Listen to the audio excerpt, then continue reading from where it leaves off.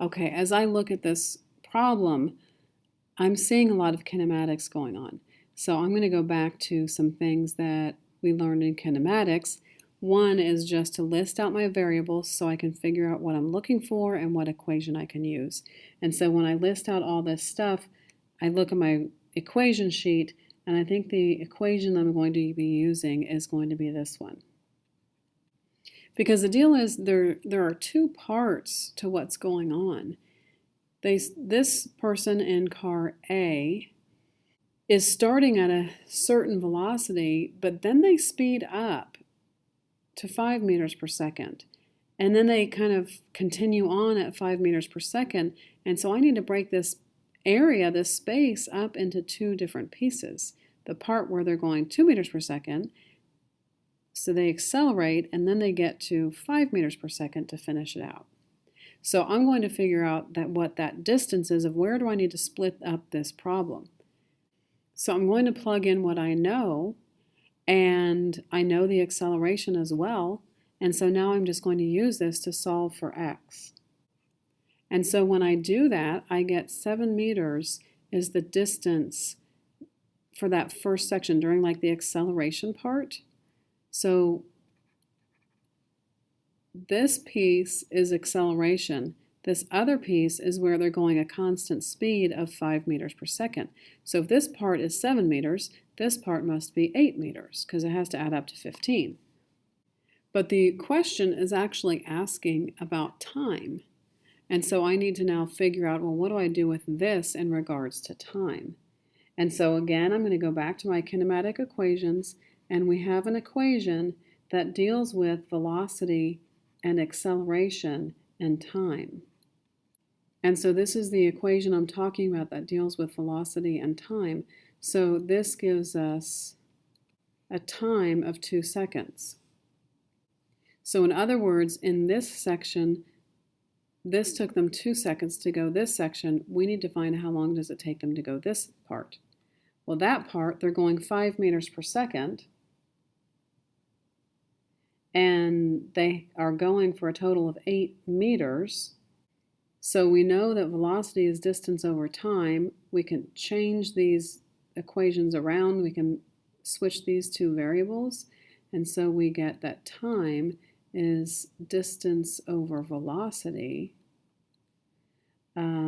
So time is what we're looking for. The distance we decided was 8 meters. The velocity is 5 meters per second. And so that's 1.6 seconds. So the total time, it took them 2 seconds to go that first part. It took them 1.6 seconds to go that second part. So our total time, we add together the 2 seconds and the 1.6 seconds, and so we get 3.6 seconds for our total time. Okay, after the collision, car B moves to the right at a speed of 4.8 meters per second.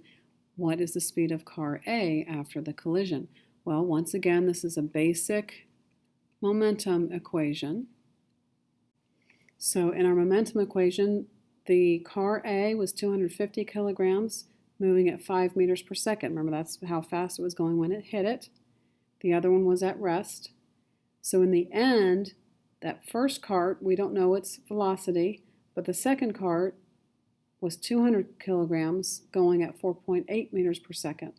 So I do my calculations, multiply these, 1250, multiply these, 960, subtract that, we get 290, divide by 250, and we get our final speed for car A going 1.16 meters per second.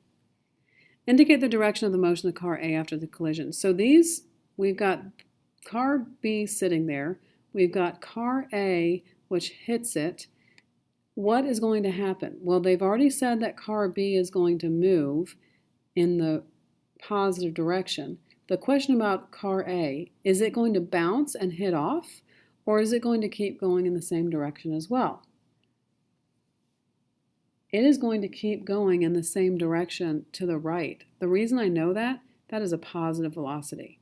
Because it's positive, it's going the same way. If this equation had come out and given us a negative velocity, that will be to the left. And that is possible. But in this case, with the numbers we are given, it is a positive answer. This is going to the right. The next question says, is this an elastic collision? When we talk about a definition of elastic collisions, there is conservation of energy with elastic collisions. So the question is, was energy conserved? So going in, we just had the one car that had any kind of velocity going in. But coming out, both carts had velocity. And so this is energy going in, this is energy coming out over here. When I do my calculations, I'm just going to plug these into my calculator and see what it comes out to. So I figure on the left side, I've got 3,125. On the right side, these two add up to 2,472.2. No, those do not equal each other. So the answer here is no, because energy is not conserved. To get full credit on this question, you couldn't just say energy is not conserved. You would need to show all of this. When they say justify your answer, this work is what they're looking for. This is justifying your answer. So that's what they're looking for.